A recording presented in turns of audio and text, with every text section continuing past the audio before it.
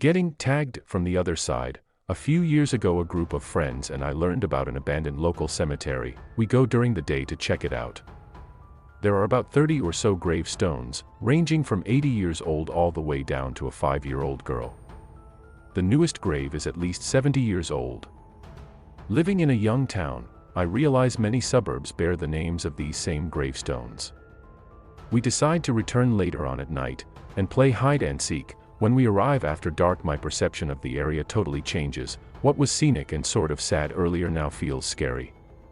All the graves are partially hidden by long grass, and large dead trees surround the area. We pick someone to be it and proceed to hide. I don't hide particularly well, but I remain unfound for some time, so I lie near a fence in the long grass, playing on my phone. After about 10 minutes, I hear some grass around me move. This is Australia, so there's a chance it is, who am I kidding, it definitely is, something that could kill me, so I move into a more defendable position yet stay hidden. This new position puts my back to a gravestone, on the other side from where the body lays. Another few minutes pass. As the wind picks up and the temperature drops by a few degrees, I swear to God I feel someone touch my shoulder. The voice of a 5-year-old girl whispers right next to my ear, "You're it." Needless to say, I freak and scream like a girl. Which also freaks my friends out. After a brief explanation of what happened, we quickly relocate to the entrance of the area to make sure everyone got out. Detail: the gate is downhill of the graves, so looking up they're silhouetted. When we confirm everyone is there, one of the other guys grabs my arm and points up the hill, and I kid you not, we see the outline of a little girl in 20s style kids clothing skipping around the headstones. Fastest I have ever run in my life. My imaginary friend was not imaginary. Like a lot of kids, I had an imaginary friend until I was about 9 or 10. While I don't remember playing with him, I do vaguely recall going to see a psychiatrist about him. I described him as looking like me, red hair, glasses, and having the same birthday as I do, and I called him G because my first name starts with a G, according to my mother. As I grew up, G faded away. Fast forward to my 20th birthday. I come home from college for a dinner with my parents and younger siblings. We joke around about our childhoods when my sister mentions G. My dad gets quiet and my mom goes pale. She demands we drop the subject. The next day, after my siblings leave, my parents sit me down and explain that I had a twin brother who died when we were about a year old. He had a congenital heart problem and passed away during surgery. They elected not to tell me, although they couldn't really explain why. My mom kept the letters G and I wrote to each other, mostly scribbles, and all the pictures I drew of him and I playing. She thinks I was with my brother. Charged by the ghost of a horse, I grew up in a large suburb outside of Houston. During the early 90s, when a lot of farmland settled by the original German immigrants was being bought up by developers and turned into new homes. My family lived at the very end of our subdivision, and past my house was a great expanse of farmland, flanked by thick woods and old decaying shacks from the 1800s. Every day on my walk home from school, I passed by a particularly overgrown old shack, which I conjecture must have at some point been a house. It leaned like it would fall over at any minute on its tired old foundation, and just beyond it lay a long row of fence. While commuting to and from elementary school, and I always walked by it, picking up interesting rocks and things, and I never thought much of it. There was always construction while the subdivision was expanding, so developers dug long trenches for sewage and erected electrical lines through the farmland. Beyond the fence was a small lake, which I often snuck into to explore and catch frogs. After an encounter with a water moccasin, a species of pit viper, I decided to stay clear of it. The farm also had cows meandering through the meadow, and one large black horse. A storm rolled in the previous night, and I remember the clouds being so thick and black that it felt like night when arriving at school the next day. Once it hit full force, the power went out at the school, so our teacher decided to have us all sit together on the floor and read to us for the rest of the day. The storm passes, but the darkness lingers when I got out of school. Walking the muddy path past the crooked house and the aging fence in the darkness, each step becomes more and more difficult as the mud collects on my shoes. That's when I hear a thrashing. The cows are gone, but I recall the old black horse, Thinking it may be sick or injured, steam rises from the horse's sleek, black coat, as it kicks its back legs wildly and violently slams its face into the muck. Looking at its face, it appeared to not be panicked, but rather calm. Again and again. It plows its head into the mud and kicks out its legs, then shakes its head from side to side furiously. I stop to watch it. Looking back, I wish I had just kept walking. After a minute or two, it stops to look up at me, the grime sliding off of its face. Giving me no time to react, the horse begins charging towards me. Instead of jumping over the fence, it lowers its massive head and tears through the gap between the fence boards. The wood cracks and splinters as the horse's muscled body strains and its long neck extends through the gap, and it begins snapping at me. With its entire body covered in huge, swollen muscles, it repeatedly recoils and slams all of its weight back into the fence, attempting to break the boards, again and again. Its enormous, broad teeth come inches from me, and I fall out of my shoes backwards, leaving them stuck in the mud.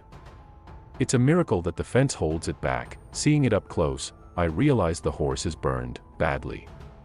The skin around its mouth is seared, and tendrils of pink, bloody skin snake its way over its face like a spider web. The absence of skin makes its teeth seem even larger, its black gums exposed and frothing with spit I feel hitting me in the face. At this moment I am absolutely terrified this horse will kill me. I want to get up, but the thick mud traps me, and the smell. It is like sulfur, a mixture of wet animal, burned meat, and singed hair. But what sticks with me the most are its eyes, which are clouded over like black ink poured into milk. As it struggles to reach me through the fence, its nostrils flared, covering me in its hot breath. The sound of its heavy teeth snapping shut over and over deafens me.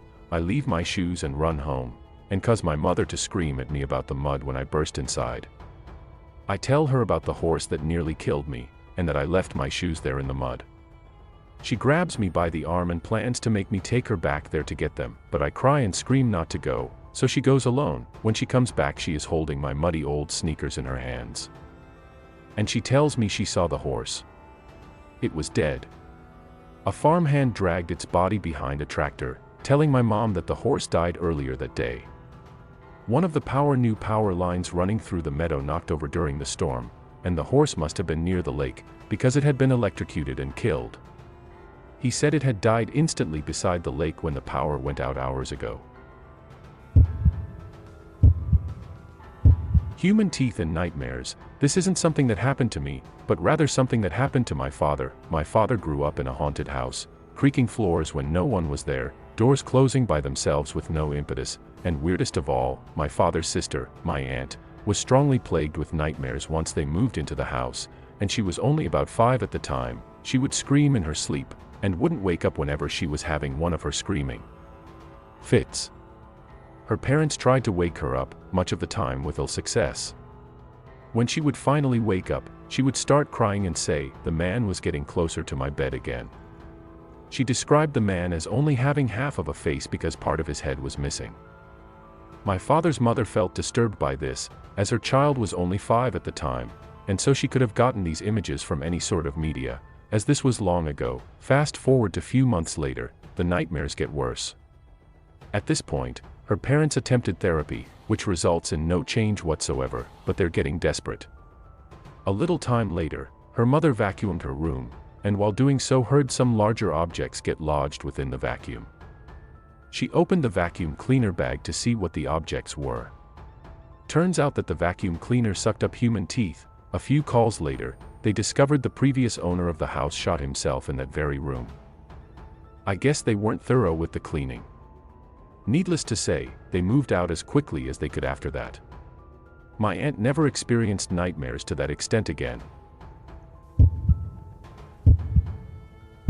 Afraid of the room. Starting from about age 5, I have always been afraid of my bedroom.